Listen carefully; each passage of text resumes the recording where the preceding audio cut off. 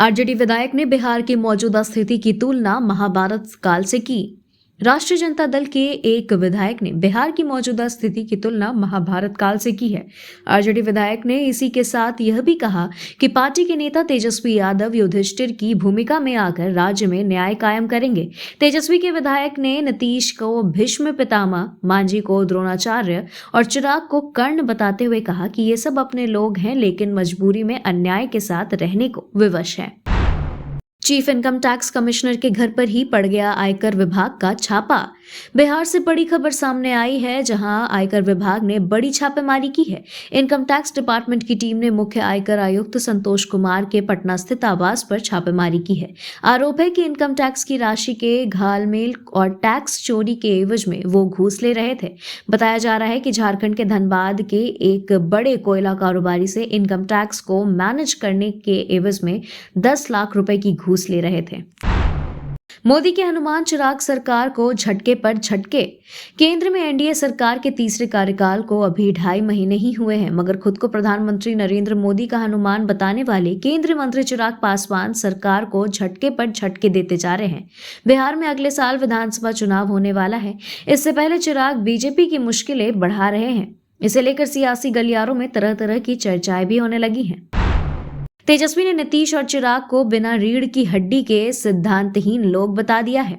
राष्ट्रीय जनता दल के नेता और बिहार के पूर्व उप मुख्यमंत्री तेजस्वी यादव ने जनगणना में सभी जातियों की गिनती के मसले पर जनता दल यूनाइटेड के अध्यक्ष व सीएम नीतीश कुमार और लोक जनशक्ति पार्टी रामविलास के अध्यक्ष व केंद्रीय मंत्री चिराग पासवान को बिना रीढ़ की हड्डी वाले सिद्धांतहीन लोग करार दिया है। केंद्र सरकार द्वारा जनगणना की तैयारी की हलचल के बीच जातियों की गिनती करने पर राजनीति तेज है। जन्माष्टमी पर बिहार में हिली धरती, बांका समेत कई क्षेत्रों में लगे भूकंप के झटके। जन्माष्टमी के मौके पर बिहार के कई जिलों में देर रात भूकंप के झटके महसूस हुए हैं। लोग रात में जन्माष्टमी का जश्न मना रहे थे, तभी धरती के हिलने से वह सहम गए। बांका, भागलपुर समेत आसपास के इलाकों में झटके महसूस किए गए। पटना में बन रहा 100 बेड का अत्याधुनिक अस्पताल सभी जरूरी सुविधाओं से होगा लैस। 100 बेड की क्षमता वाले श्री गुरु गोविंद सिंह सदर अस्पताल परिसर में बन रहा है 100 बेड का मॉडल अस्पताल। दिसंबर 2024 तक तैयार हो जाएगा। लगभग 30.56 करोड़ की लागत से बन रहा 4 मंजिला अस्पताल बेहद आकर्षक होगा। यहाँ अत्याधुनिक चिकित्सीय व्यवस्था एवं सुविधा होगी। सिटी स्कैन, MRI, अल्ट्रासाउंड से लेकर सभी तरह की आवश्यक जांच होगी। कई विभाग में मरीज भर्ती किए जाएंगे। खास बात यह है कि आयुष चिकित्सा के लिए 10 बेड आरक्षित होंगे। केंद्र की ओर से मिल रहे मुफ्त के राशन पर आफत। 150 PDC तक नहीं पहुंचा गोदाम से चावल गेहूं। प्रधानमंत्री गरीब कल्याण योजना के तहत गरीबों को मुफ्त का अनाज नहीं पहुंच सका है। यहाँ हाल है राजधानी के शहरी क्षेत्र का, ग्रामीण इलाके का तो कोई हाल पूछने वाला ही नहीं है। अगस्त समाप्त होने में 4 दिन बचे हैं। यदि 31 अगस्त तक अनाज का नहीं मिला तो 1 माह का अनाज गायब हो जाएगा। पटना नगर निगम के वार्ड संख्या 1 में 4000 से अधिक राशन कार्ड धारी हैं। इनके बीच खाद्यान्न वितरण के लिए 14 जन वितरण की दुकानें हैं। सोमवार को दोपहर तक पटना नगर निगम क्षेत्र के 150 विक्रेताओं को खाद्यान्न नहीं मिल पाया है, जबकि वितरण 31 अगस्त तक करना है। अगर हाईवे पर चलते हैं तो हो जाएं सावधान, एक गलती करने पर जेब करनी पड़ सकती है खाली। अब हाईवे पर बिना सीट बेल्ट और हेलमेट वाले वाहनों का ऑटोमेटिक चालान कटेगा। रुन्नी-सैदपुर टोल प्लाजा पर ऑटोमेटिक डिटेक्शन सिस्टम से चालान काटा जा रहा है। चालान की नई व्यवस्था 8 अगस्त से लागू है। अब तक बहुत सारे वाहन मालिकों को चालान का मैसेज भेजा जा चुका है। टोल से भेजे गए चालान में एक लिंक भी शेयर होगा। इस लिंक के सहारे चालान जमा कर सकते हैं और बिहार के सभी हाईवे पर कैमरे की नजर है। रेल मंत्री ने पूरी कर दी ललन सिंह की मांग। अब बड़हरिया स्टेशन पर रुकेगी एक और ट्रेन। मोकामा किऊल रेलखंड के बीच बड़हरिया रेलवे स्टेशन पर मंगलवार से 18181 व 18182 टाटा थावे एक्सप्रेस का ठहराव होगा। मुंगेर के सांसद सह केंद्रीय मंत्री राजीव रंजन सिंह उर्फ ललन सिंह मंगलवार की शाम को बड़हरिया रेलवे स्टेशन पर 18182 डाउन टाटानगर थावे एक्सप्रेस को हरी झंडी दिखाकर बड़हरिया स्टेशन से रवाना करेंगे। इसको लेकर स्टेशन के 1 नंबर प्लेटफॉर्म पर तैयारी की जा रही है। राज्यसभा में बिहार के किन नेताओं ने जीता चुनाव?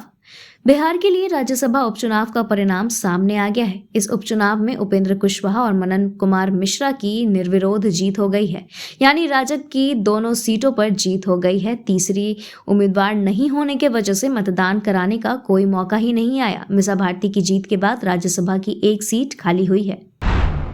पटना के इस्कॉन मंदिर में लाठीचार्ज, कई श्रद्धालु घायल। कल की रात पूरे देश में कृष्ण जन्माष्टमी धूमधाम से मनाया जा रहा था। ऐसे में सावन के समय में जहानाबाद जैसी घटना एक बार फिर होने से बच गई। कृष्णाष्टमी में भगवान श्री कृष्ण के दर्शन के लिए पहुंचे श्रद्धालुओं पर पुलिस ने लाठीचार्ज किया है। इस्कॉन मंदिर में पुलिस ने भीड़ पर लाठीचार्ज किया है। यह घटना तब हुई जब मंदिर का गेट खुलते ही भीड़ अंदर घुसने के लिए बेकाबू हो गई। भीड़ को नियंत्रण में करने के लिए पुलिस को लाठीचार्ज करनी पड़ी। हालांकि मंदिर के प्रवक्ता नंद गोपाल ने इस बात से इनकार किया है। उनका कहना है कि श्रद्धालुओं पर लाठीचार्ज नहीं की गई है। भाकपा माले और खेग्रामस का प्रदर्शन, भूमिहीनों पर भूमि सहित पक्का मकान दिलाने की सरकार से मांग। बिहार के रोहतास से खेग्रामस और भाकपा माले ने अपनी विभिन्न मांगों को लेकर विरोध प्रदर्शन किया है। प्रदर्शनकारियों ने सरकार और अधिकारियों के खिलाफ जमकर नारेबाजी भी की। बिहार सरकार के मुख्यमंत्री नीतीश कुमार ने खुद जनता के समक्ष वादा किया था कि जितने भी भूमिहीन हैं या जो सरकारी भूमि, तालाब या अन्य जगहों पर वर्षों से रह रहे हैं, उन्हें 5 डेसिमल जमीन उपलब्ध कराते हुए पक्का मकान निर्माण कर दिया जाएगा। उसके बाद ही उन्हें उस जमीन पर से हटाया जाएगा। तेजस्वी यादव बोले, जातिगत जनगणना हमारी बहुत पुरानी मांग। बिहार के पूर्व डिप्टी सीएम और आरजेडी नेता तेजस्वी यादव ने फिर से जातिगत जनगणना पर बयान दिया है। तेजस्वी ने कहा, जातिगत जनगणना की हमारी बहुत पुरानी मांग है और हम इसका जरूरी मांग करेंगे। तेजस्वी यादव ने कहा, लेकिन साल 1999 में बीजेपी के नेतृत्व में एनडीए की सरकार बनने पर उन्होंने यह निर्णय पलट दिया। पटना के 76 सरकारी स्कूल को बंद करने का आदेश। पटना के 76 स्कूलों को बंद करने का आदेश जारी हुआ है। यह आदेश पटना के डीएम डॉक्टर चंद्रशेखर सिंह ने जारी किया है। इसमें कहा गया है कि दियारा इलाके के 76 स्कूल तत्काल बंद होंगे। जारी किए गए पत्र के अनुसार गंगा नदी का जलस्तर खतरे के निशान के ऊपर होने एवं नदी की धार तेज होने के कारण स्कूल के बच्चों एवं शिक्षकों के जीवन एवं स्वास्थ्य पर खतरा को देखते हुए निर्णय लिया गया है। कांग्रेस और एनसी की सरकार बनी तो जम्मू को पाकिस्तान में मिला देंगे, मांझी। केंद्रीय मंत्री जीतन राम मांझी ने कांग्रेस और नेशनल कॉन्फ्रेंस पर जमकर हमला बोला है। उन्होंने कहा कि जम्मू कश्मीर में कांग्रेस और नेशनल कॉन्फ्रेंस की सरकार बनी तो वह लोग राज्य पाकिस्तान से मिला देंगे। उन्होंने कांग्रेस पर कटाक्ष करते हुए कहा कि यह लोग सत्ता के लिए आतंकी हिजबुल से भी हाथ मिला सकते हैं। चंपई सोरेन, राजनीति में सुर्खियां बनाने का सस्पेंस हुआ खत्म। झारखंड मुक्ति मोर्चा से असंतुष्ट रह रहे नेता चंपई सोरेन कई हफ्तों की अटकलों और निजी कारणों का हवाला देकर उनके द्वारा राष्ट्रीय राजधानी की कुछ यात्राओं के बाद पूर्व मुख्यमंत्री 30 अगस्त को रांची में पार्टी मुख्यालय में बीजेपी में शामिल होने के लिए पूरी तरह तैयार हैं। इस दौरान उनका बेटा भी बीजेपी में शामिल होगा। वहीं इससे पहले केंद्र सरकार ने चंपई सोरेन को Z+ की सुरक्षा प्रदान की है। रांची जमीन घोटाले से हुई आतंकी फंडिंग।